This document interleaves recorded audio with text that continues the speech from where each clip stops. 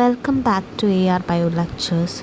ഇന്ന് നമ്മൾ ഡിസ്കസ് ചെയ്യാൻ പോകുന്നത് തിയറീസ് ഓഫ് കോഗ്നിറ്റീവ് ഡെവലപ്മെൻറ്റ് എന്ന പോർഷനിൽ വരുന്ന പിയാഷെ തിയറി ഓഫ് കോഗ്നിറ്റീവ് ഡെവലപ്മെൻറ്റ് അല്ലെങ്കിൽ പിയാഷെ സ്റ്റേജസ് ഓഫ് കോഗ്നിറ്റീവ് ഡെവലപ്മെൻറ്റ് ആണ്.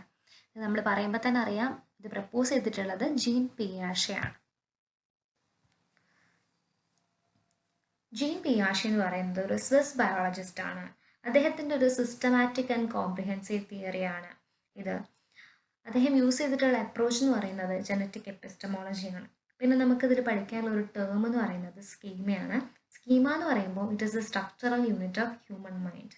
അല്ലെങ്കിൽ അദ്ദേഹത്തിനെ കൺസിഡർ ചെയ്ത് നോക്കുകയാണെങ്കിൽ ഒരു ഹ്യൂമൻ ഇൻ്റലക്ച്വൽ എബിലിറ്റീസിൻ്റെ ഡെവലപ്മെൻറ്റ് നടക്കണമെങ്കിൽ സെർട്ടൈൻ പാറ്റേൺസ് ഓഫ് ബിഹേവിയറിൻ്റെ ഓർഗനൈസേഷനും റീഓർഗനൈസേഷനും കാരണമേ നടക്കുന്നുള്ളൂ.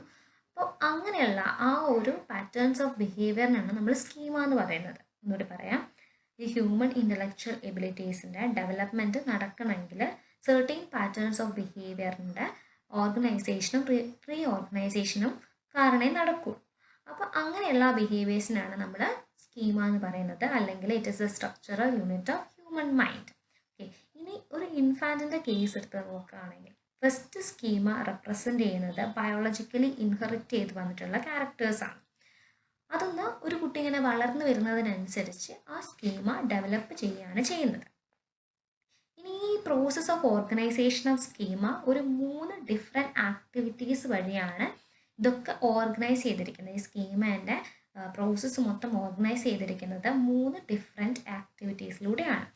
First one is assimilation, second one is accommodation and third one is ഇക്വിലിബ്രിയേഷൻ.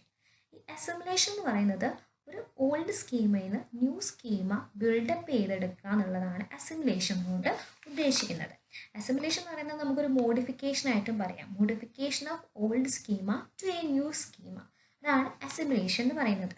ഇപ്പം നമ്മളൊരു കുട്ടിക്ക് പ്രൈമറി കളേഴ്സ് ആയിട്ടുള്ള റെഡ്, ഗ്രീൻ, ബ്ലൂ മാത്രമേ അറിയുള്ളൂ എന്ന് വിചാരിക്കാം. അപ്പോൾ പെട്ടെന്നൊരു ഓറഞ്ച് ഷർട്ട് ഇട്ടുള്ള ഒരാൾ മുന്നോട്ട് കടന്നു വരികയാണെങ്കിൽ ആ കുട്ടി ആ ഷർട്ടിനെ ചില ഓറഞ്ച് ഷർട്ടിനെ എന്താക്കി കണക്കാക്കുന്നു, ഒരു റെഡ് ഷർട്ടാക്കി കണക്കാക്കുന്നു.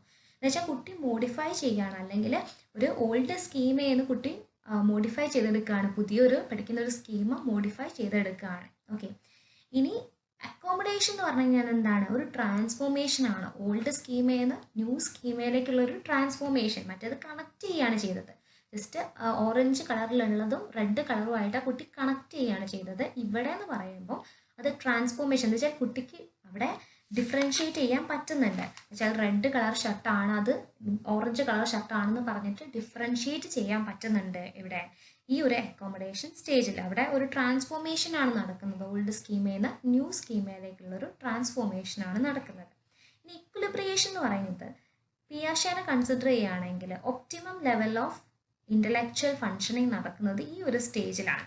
ഇതെന്ന് പറയുന്നത് it is a balance between assimilation and accommodation. അസിമുലേഷനും അക്കോമഡേഷനും തമ്മിലുള്ളൊരു ബാലൻസ് ആണ് എന്ത്, ഈ ഒരു സ്റ്റേജസ്. പിയാഷെൻ്റെ സ്റ്റേജസ് ഓഫ് കോഗ്നിറ്റീവ് ഡെവലപ്മെൻറ്റിൽ അദ്ദേഹം ഇത് 5 സ്റ്റേജസ് ആക്കിയിട്ട് തിരിച്ചിട്ടുണ്ട്. ഫസ്റ്റ് സ്റ്റേജാണ് sensory motor stage, second stage pre conceptual stage, third stage intuitive stage, then concrete operational stage, then formal operational stage. ഇതിൽ ഫസ്റ്റ് സെൻസറി മോട്ടോർ സ്റ്റേജ് കഴിഞ്ഞ് കഴിഞ്ഞാൽ അടുത്ത 2 സ്റ്റേജിനെയും കൂടെ നമ്മൾ പ്രീ ഓപ്പറേഷണൽ സ്റ്റേജ് എന്ന് പറയുന്നത്. വെച്ചാൽ പ്രീ കൺസെപ്ച്വൽ സ്റ്റേജിനെയും ഇൻഡ്യൂട്ടീവ് സ്റ്റേജിനെയും കൂടെ നമ്മൾ പ്രീ ഓപ്പറേഷണൽ സ്റ്റേജ് എന്ന് പറയുന്നു. കോൺക്രീറ്റ് ഓപ്പറേഷണൽ സ്റ്റേജിനെയും ഫോർമൽ ഓപ്പറേഷണൽ സ്റ്റേജിനെയും കൂടെ നമ്മൾ ഓപ്പറേഷണൽ സ്റ്റേജ് എന്ന് പറയുന്നു. ഒരു ഇൻഡിവിജ്വലിൽ ഉണ്ടാവുന്ന അല്ലെങ്കിൽ ഇൻഡിവിജ്വലിൻ്റെ ഇൻ്റലിജൻസിൽ ഉണ്ടാവുന്ന ഡെവലപ്മെൻറ്റിനെ ഈ ഒരു 5 സ്റ്റേജസ് ആയിട്ടാണ് അദ്ദേഹം സീക്വൻഷ്യലായിട്ട് അറേഞ്ച് ചെയ്തിരിക്കുന്നത്. അതിൽ ഫസ്റ്റ് സ്റ്റേജാണ് സെൻസറി മോട്ടോർ സ്റ്റേജ്. 1 മുതൽ 2 വയസ്സുള്ള കുട്ടികളാണ് ഈ ഒരു സ്റ്റേജിലൂടെ കടന്നു പോകുന്നത്. അവർ എക്സ്പ്രസ് ചെയ്യുന്നത് മൊത്തം മോട്ടോർ ആക്ഷൻസ് ഒക്കെ വഴിയാണ് അവർ കാര്യങ്ങളൊക്കെ എക്സ്പ്രസ് ചെയ്യുന്നത്. ഇവിടെ സിമ്പിളായിട്ടുള്ള ലേണിംഗ് ഒക്കെ നടക്കുന്നുണ്ട്, പക്ഷേ തിങ്കിങ് ലെവൽ കുറവാണ്.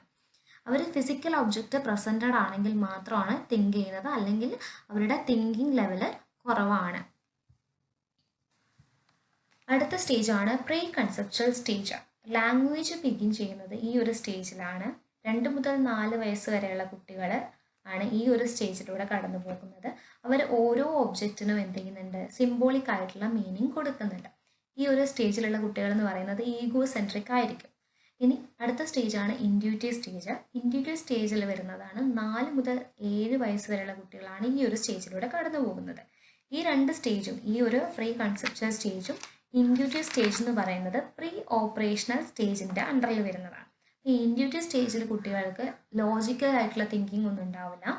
അവരുടെ കോഗ്നിറ്റീവ് ബിഹേവിയർ കൺട്രോൾ ചെയ്യുന്നത് പെർസെപ്ഷനാണ്. എന്ന് വെച്ചാൽ cognitive behaviour controlled by perception and also ഒരു റിലേഷൻഷിപ്പ് മാത്രമേ അവർക്ക് എന്ത് ചെയ്യാൻ പറ്റുള്ളൂ, ഓർത്ത് വെക്കാൻ പറ്റുള്ളൂ. ഒരു ടൈമിൽ ഒരു റിലേഷൻഷിപ്പ് മാത്രമേ ഓർത്ത് വെക്കാൻ പറ്റുള്ളൂ. ഇപ്പം നമ്മൾ നേരെ ഡയറക്റ്റ് ആയിട്ടുള്ള ഒരു ബന്ധം പറഞ്ഞു, എന്ന് വെച്ചാൽ എൻ്റെ കസിൻ്റെ അങ്കിളാണ് അതെന്ന് പറഞ്ഞു കഴിഞ്ഞാൽ അത് ഓർത്ത് വെക്കാൻ ആ കുട്ടിക്ക് പറ്റുമായിരിക്കും. പക്ഷേ തിരിച്ച് ചോദിക്കുകയാണ്, ആ അങ്കിളിൻ്റെ ആരാണ് ഇതെന്ന് ചോദിച്ചു കഴിഞ്ഞാൽ അത് തിരിച്ച് പറയാനുള്ള ഒരു തിങ്കിങ് കപ്പാസിറ്റി അവർക്കില്ല. ഒരു റിലേഷൻഷിപ്പ് മാത്രമേ അറ്റ് എ ടൈം അവർക്ക് ഓർത്ത് വെക്കാൻ പറ്റുള്ളൂ. പിന്നെ അവരുടെ ലോജിക്കൽ തിങ്കിങ് ഇല്ല. അവർ തിങ്ക് ചെയ്യുന്നത് എന്ത് ചെയ്യുന്നുണ്ട്, ഇൻഡ്യൂഷൻസിനെ ബേസ് ചെയ്തിട്ടാണ് അവർ തിങ്ക് ചെയ്യുന്നത്.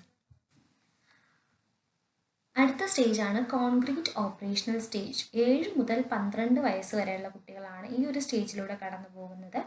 അവർക്ക് ഒരു ലോജിക്കലായിട്ടുള്ള അല്ലെങ്കിൽ റിവേഴ്സിബിൾ ആയിട്ടുള്ള തിങ്കിങ് പോസിബിൾ ആണെന്ന് വെച്ചാൽ തിരിച്ചും ചിന്തിക്കാനുള്ള കപ്പാസിറ്റി അവർക്കുണ്ട്.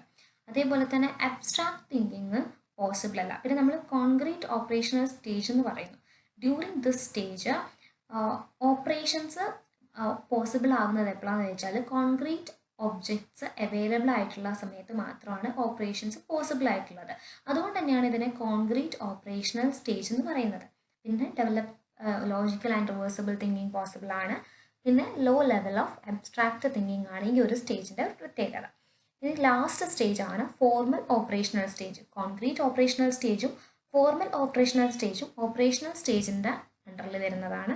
അതിൽ കോൺക്രീറ്റ് ഓപ്പറേഷണൽ സ്റ്റേജ് നമ്മൾ പറഞ്ഞു. ഇനി അടുത്തത് ഫോർമൽ ഓപ്പറേഷണൽ സ്റ്റേജ് ആണ്. 12 മുതൽ അഡൽട്ട്ഹുഡ് ആ ഒരു ഏജിൽ വരുന്ന കാറ്റഗറി സ്റ്റുഡൻസ് അല്ലെങ്കിൽ കുട്ടികളാണ് എന്തിൽ വരുന്നത്, ഈ ഫോർമൽ ഓപ്പറേഷണൽ സ്റ്റേജിൻ്റെ കീഴിൽ വരുന്നത്.